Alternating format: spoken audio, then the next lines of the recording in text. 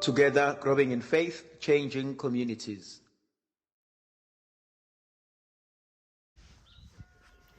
Makadunyiswe uJesu Kristo. Namhlanje thando zami ngifisa ukukhuluma phakathi kobudlelwane phakathi komzali nomntwana. Into yokuqala efika kumina ukubonga uNkulunkulu.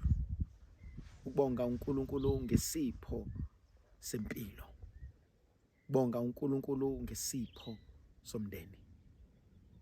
Ayikho into ebalekile emhlabeni njengomndeni. Umndeni ngeke ngithi mina isipho sokuqala uNkulunkulu asipha sona njengabantu. Kungani ngisho njalo na?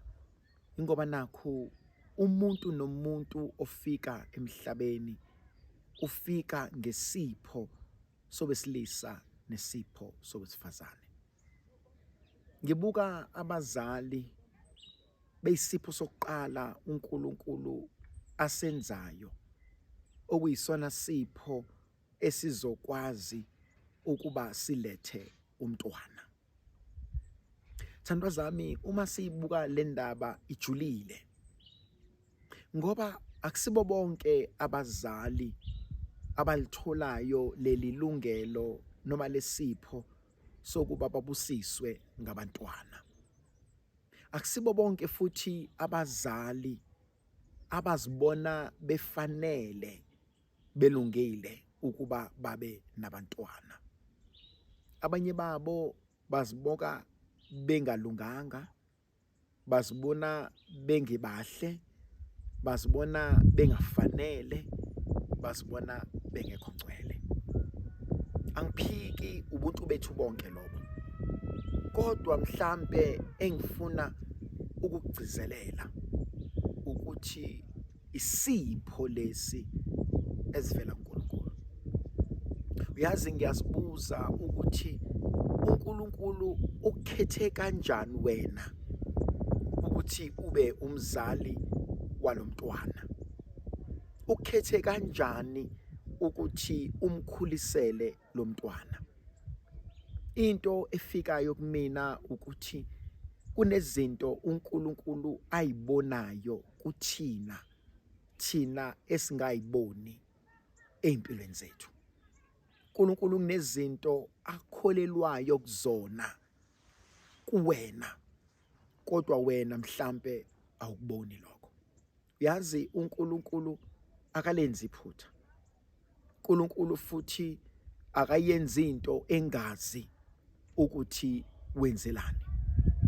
Uyazi ukuze lo mntwana obusiswe ngaye abe impumelelo, uNkulunkulu ubevele esebekile imfihlakalo empilweni yakho. Zonke izinto lo mntwana ayoyidinga ukuze abe yilokhu uNkulunkulu afisa beyikona, uJehova usezibekile kuwena njengomzali. Ayikho into ebalekile njengesipho sokuba umzali.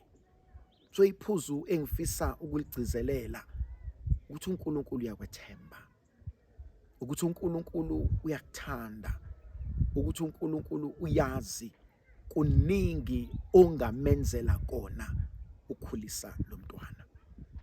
Thandwa zami, impilo yethu ifana nomlimi. Thina siyatshala, sinisele, kodwa uyedwa vo umuntu okwazi ukukhulisa, uNkulunkulu. Ubrother TJ, brother Tutu kamtshali, kune story indatshana ake ayixoxa engayithanda. Uthi isizwe samaChina sinebamboo uqalo. Lolu hlobo loqalo kuthiwa bayayitshala imbewu yakhona ebese bechelela amanzi. Uthi meyixoxa lento uthi abantu bangachelela amanzi kuleyo mbewu ngaze cishe kuphele unyaka, kodwa ingekho into evelayo. Kothi emva konyaka ebese qala kuvela isithombo, kodwa once savela isithombo bechelela kuthiwa lolu qalo aluvela ushesha ukukhula. Uma ke bebuza abahlakaniphile bathi ngesikhathi lamanzi echelela lembewu, yes ngaphezulu uqalo alibonakali, kodwa ngezansi impande zisuke zikhula, and impande zisuke ziya ekujuleni, impande zisuka ziya phansi ziyofuna amanzi, impande ziya phansi ziyabambelela.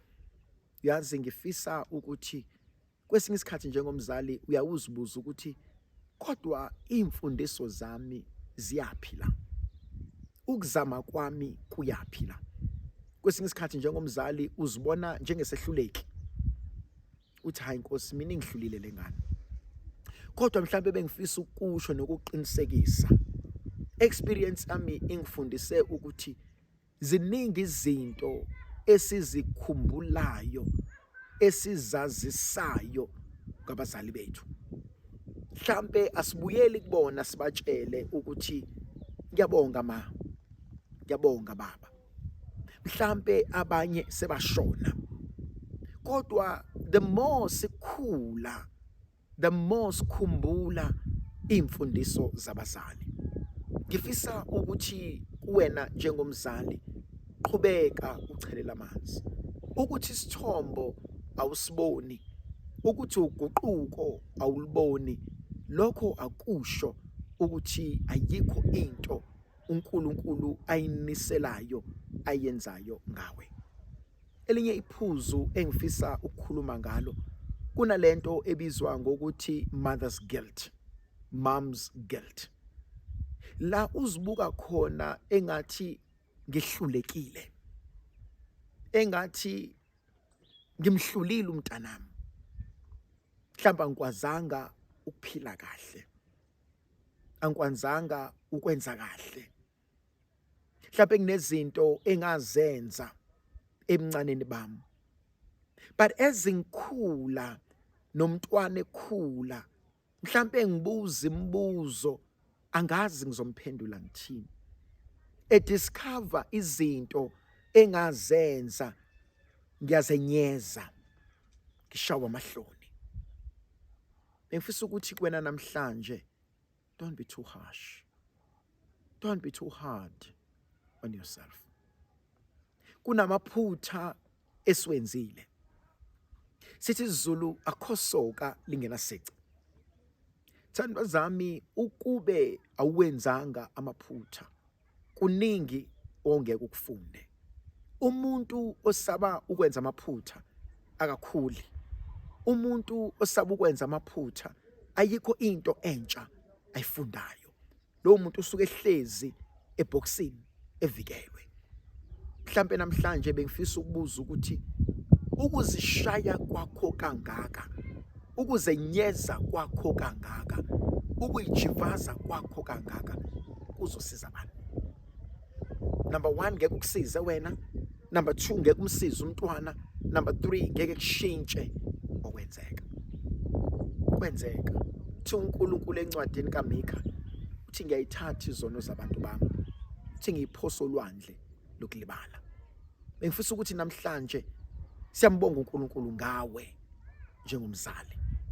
Yes, asikho perfect, yes siyahluleka, yes siyadikibala, yes siyaduba, kodwa ngithi mina uma kuduba wena njengomzali, uba nomunye ozongicosha. Uma ngilahlwa wena njengomzali, uba nomunye ozongicosha. Ngiyafisa ithandwa zami ukudlula nakulento, asiqaphele ukukhuluma kwethu. Kwesinye isikhathi njengabazali sikhuluma kuze kweqe, kwesinye isikhathi njengabazali sikhuluma sibophe ngenxa yobuhlungu beyinhliziyo. Umuzi umzali ethi aha lokho akusoze kwaba lutho, umuzi umzali ekhuluma ethi usibani vele useless. Thandwa zami, awukho umqomo wokulahla abantwana, awukho umqomo esothi angisafune lutho ngawe. Lesi sipho uNkulunkulu akupha sona. Engihlezi ngithi mina empilweni yami, ekupheleni kwempilo yethu uNkulunkulu uzongibuza ngalesi sipho. uNkulunkulu uzobuza ukuthi ngenze njani njengomzali. Lo mntwana engakupha yena, mina ekugcineni kumele ngimthathe ngiyomethula kuJehova. Ngithi Nkosi, owangipha yena nangu. Lento ifana namathalente uNkulunkulu asinika wona. Ukuthi ekugcineni uzongibuza ukuthi leli talente elilodwa engakunika lona, wena wenza mangaki ngalo? Lo mntwana omncane engamletha kuwena namhlanje useyindoda, namhlanje usengunkosikazi, namhlanje usenomuzi wakhe, namhlanje usephila lempilo, wenzeni ngaye? Akupheli ukuba umzali. Noma ngathi umntanakho una-50, una-60, uyolokhu uhlezi ungumzali kuyena. Ungamlahli, ungamdikibali, hlezi umthanda. uNkulunkulu somandla makasibusisa sivikela sikhanyisele, sinika amandla negrasiya lakhe ngegama likaYise benendodana nomoya ocwebileyo.